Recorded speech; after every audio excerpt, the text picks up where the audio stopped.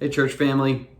Just the other day, our state went into Tier 3 of COVID mitigation. You've probably read at this point all of what that means. It's affected many of our lives. Wanted to talk to you about what that will mean at North Suburban Church. So, as you probably read, Tier 3 guidelines call for no indoor meetings of any size and outdoor meetings to be limited to 10 or less. Now, you may not realize that there's nothing mentioned there about worship services or houses of worship. And so the state is actually still under the Illinois Department of Health guidelines for worship services, just updated this week. And those updates still include a provision for in-person gatherings of less than 25% capacity. And so for that reason, probably what you're wondering most about, we'll start with that. We are going to continue to have worship services in person on Sunday mornings. Many of you will choose to worship with us on YouTube, and that's wonderful. So glad that we're going to keep doing that. And please do join us on YouTube. But for those who really want to join us in person on Sunday, that option will still be available to you. Please do register. We'll keep the sanctuary of 50 like we have been, and have overflow rooms for any more than that. You have to register for a specific room when you do register, but for the time being, we are going to do that. Now, as you remember probably from March and April, we are a church that really wants to follow the government's guidance as a default posture. And we get there because of Romans 13, the call there to obey the governing authorities, as long as the governing authorities aren't calling us to violate clear commands of our Lord. We believe that we're called to comply.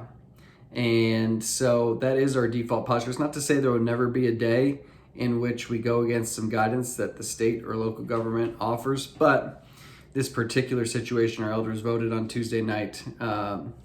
Even in light of the current guidance, we are still within our rights and the guidance of the state to worship on Sunday mornings. So we are going to continue to do so for now.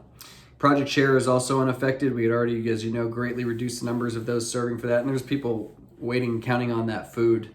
And so, along the lines of what restaurants and grocery stores still open for people's provision, we are going to follow through on our commitment to Thursday night, Friday night, and Saturday morning, having a very small numbers, those who registered to help with Project Share, to feed those who are counting on those Thanksgiving meals. Our staff's going to be working from home almost exclusively. They're going to be coming in only when necessary, so be aware of that. If you're making plans to contact our staff, we do get our phones forwarded to our emails and voicemails so that we can call you back that way. We're requesting that college students, as many of our dear friends come home from college, we are going to make a request that college students either quarantine for 14 days upon returning home or get a negative COVID test before rejoining us at church on Sunday mornings. I know it's a big ask, but with so many college students being asymptomatic and carrying around the virus without knowing it, that's just an extra hoop we're asking you to jump through if you do want to come worship with us. Our kids ministry is going to continue on Sunday mornings, but the event that was scheduled for December 5th will no longer be taking place. Our Thanksgiving Eve service is going to be on Zoom. Because that service is so heavily sharing with each other, things that we're celebrating over the past year, passing around a microphone and all being in close proximity with each other didn't feel quite right, especially with college students coming home. And so instead, we're going to hold that on Zoom, and Zoom will be conducive to us being able to share with each other and still see each other's faces sharing, and more people being able to participate than would probably be able to in person. So looking forward to that. You'll see that link in the highlights.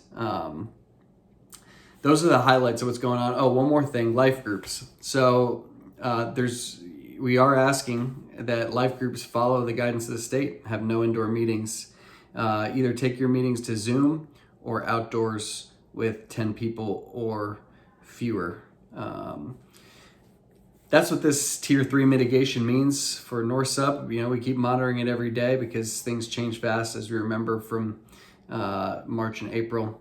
But we want, as a default, to follow the guidance of the state. We want to be good neighbors. We want to love our neighbors. We want to do our part to reduce and slow down the spread and keep hospitals from being overwhelmed. So thanks for doing your part in that. Thanks if you do come to church for continuing to be diligent about wearing masks and making it as safe as it can possibly be. Thank you all. Blessings to you.